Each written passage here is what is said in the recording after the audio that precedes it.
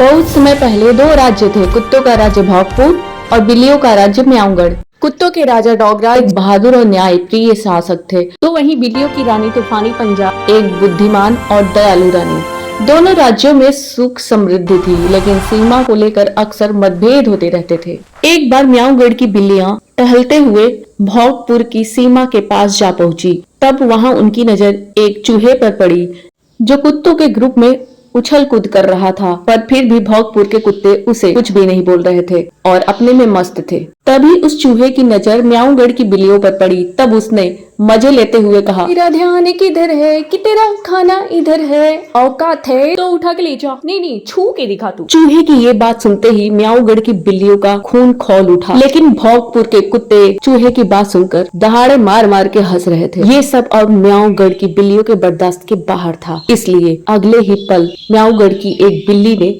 उस चूहे को अपने पंजे में दबोचते हुए कहा, यानी तुम्हें क्या लगा ये भोगपुर के कुत्ते तुझे मुझसे बचा लेंगे? अरे ये इंसानों के इशारे पे नाचने वाले भोगपुर के कुत्ते हैं, ये सिर्फ भौंकते हैं, काटना नहीं जानते। इनकी हमारे आगे चलेगी सोचा भी कैसे। चलो बोल, तूफानी पंजाब जिंदाबाद, डॉगराज मुर्दाबाद बोल। म्याऊंगढ़ की बिल्लियों ने उसे खा लिया। बस फिर क्या, भोगपुर और म्याऊंगढ़ के बीच कभी न खत्म होने वाला विवाद शुरू हो गया। तभी भोगपुर के कुत्ते ने गुर्राते हुए कहा, हमारे सीमा में घुसकर हमारे चूहे को खाकर जो तुमने हमारी बेइज्जती की है, ये बात हमारे राजा डॉगराज के पास जाएगी और तब वो तुम्हारी रानी तूफानी पंजा को चीड़ फाड़ कर रख देंगे और म्याऊंगढ़ पर होगा सिर्फ हमारा राज, डॉगराज का राज, भोगपुर के कुत्तों का राज। डॉगराज जिंदाबाद, तूफानी पंजा मुर्दाबाद। भोगपुर के कुत्तों का खूंखार रूप देख और उनके गलत मंसूबे को जान भोगपुर के कुत्तों का खूंखार रूप देख सारी बिल्लियां वहां से 9-2-11 हो गई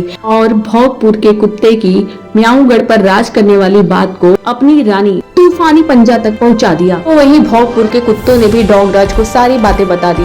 तब डॉगराज ने कहा, हम लड़ेंगे पर अपने सम्मान की रक्षा के लिए, हमें उनका राज्य नहीं चाहिए। तभी तूफानी पंजा ने महल में एंट्री मारते हुए कहा, हम भी पीछे हटने वाले नहीं। म्याऊंगढ़ की बिल्लियों का भोगपुर के महल में एंट्री करते देख कुत्तों का सीना जल गया और फिर जल्द ही एक महायुद्ध छिड़ गया। मैदान में तलवारों की टक्कर, कुत्तों की गुर्राहट और बिल्लियों की आवाज से धरती कांप उठी।